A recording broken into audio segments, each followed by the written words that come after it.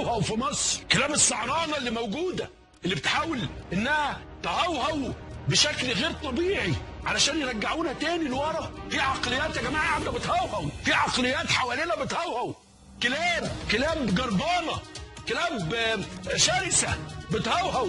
رجع التاني اللي عنده كان يخوف الناس ويرهبه، يقول له ايه انت بتقول ايه؟ معقوله مش هسكت لك هشرمك حاجات كده. رجع الكلب تاني، الكلب المسعور رجع تاني. وقلت لحضرتك احنا رايحين بخطى ثابته للهاويه، الا اذا حد راح واقف كده يا واحد يا جماعه انتوا رايحين فين؟ ايه الكلب اللي بيهوهو ده؟ ما تهوهوش، تعالى يالا هنا. اشرف داخليه واشرف ظباط، انما ايه؟ يطلع شخصيات عامه كلاب جربانه، كلاب بتنبح بوظ الدنيا، ويتبنوا مواقف للدوله. واحنا هنعمل فيك، احنا هنقطعك، احنا هنضرعك ونسحق. انت مين انت؟ من انتم؟ مش ده الحل، مش ده انك تبعت كلب يخوف الشعب. انما شايفهم طالعين في الاعلام شويه كلاب، هم لا يعبروا لا عن الداخليه ولا يعبروا عن مصر. بلطجه، فالشعب بيشوف الكلب من دول فيقول لك هو الحل كده بقى، اخد حقي بايدي. واي كلب من دول هتقول له بس هيبقى طول عمره كان كلب كده، بس يا كلب يسكت الكلب.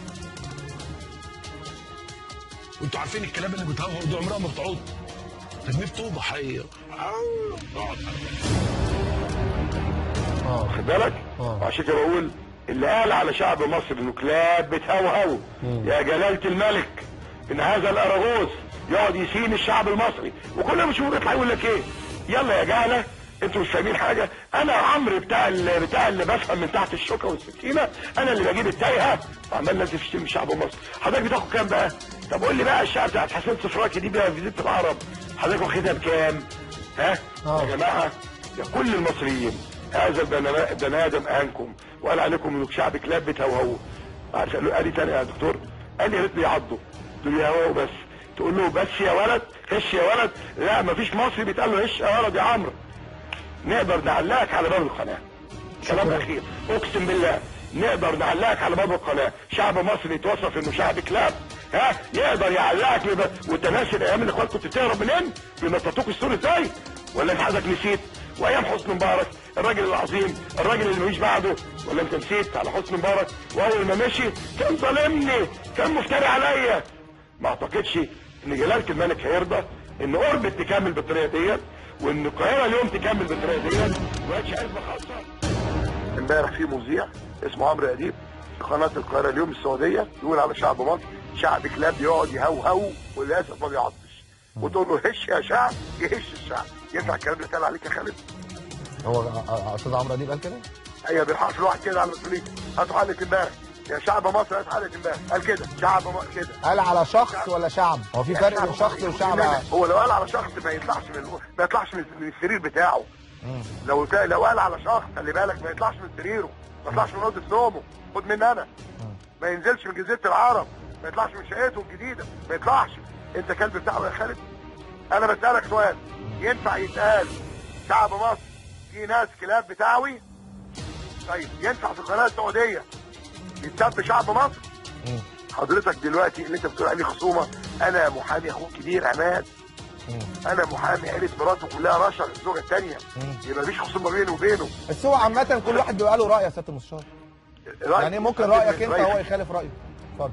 ده مش راي، يعني انت رايك ان شعب مصر شعب كلاب؟ لا طبعا، لا انا مش رايي كده، انا شعب مصر بص يا خالد ما هوش رايه، هو يا ريت قال رايه. هو قال لا شعب مصر شعب كلاب. لا ده زعلان انا فكرت القضيه. بقول تاني، ده خاطب جلاله الملك خادم الحرمين.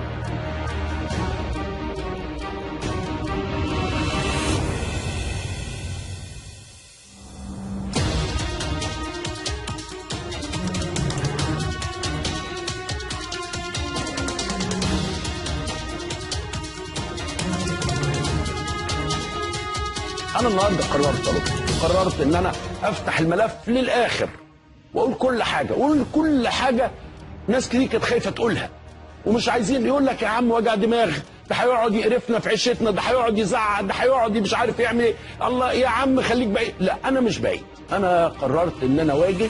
وطول عمري كده ابويا علمني ان انا ما اخافش من حاجه. هخاف من ايه؟ ما عنديش حاجه اخاف منها خالص، ولا عندي حاجه اخاف عليها، لا اخاف منها ولا اخاف عليها. بعدين فجأة النهارده انه داخل المجلس هناك حركه بيقودها مرتضى منصور انه يلم التوقيعات لاغلاق برنامج القاهره اليوم. يعني هل تحول مجلس النواب الى مكان لتحقيق الاهداف الشخصيه؟ ان واحد ياخد المجلس زياره، ياخد المجلس مقاوله، ياخد المجلس لحسابه، وطبعا بيقنعهم بشيء كذب. والغريبه ان الكذب اللي هو بيكذبه ويعني ده يعني هتكتشفوا ان دي بتحصل كتير، انه النهارده مثلا ان التوقيعات ما طلعش فيه توقيعات، وان في ناس توقيعاتها مزوره. بعدين عايزكم تعرفوا ايه السر، ايه السبب. كل واحد يقول لك ايه السبب. السبب يعني حضرتك يعني تستغرب مرتضى منصور عايز يوقف البرنامج قبل يوم الاثنين الجاي، يعني عايز يلحق. هتقولي رئيس الوزراء وهتقول رئيس الاستثمار نوقف برنامج عمرو اديب قبل يوم الاثنين الجاي. ليه يوم الاثنين؟ اصل ميدو جاي، عايز يوقف حلقه ميدو. انتوا متخيلين البلد بيحصل فيها ايه؟ انتوا متخيلين العبث؟ متخيلين الجنان؟ وطبعا عندنا هنا كلم الاداره وقال لهم انا هكسر الاستوديو وهبعت ناس طب يا ريت يا اخي تعالى كسر الاستوديو، تعالى اعمل اللي الاخوان ما عرفوش يعملوه، تعالى راجل لراجل هنا في الاستوديو ووريني نفسك. هتكسره ازاي؟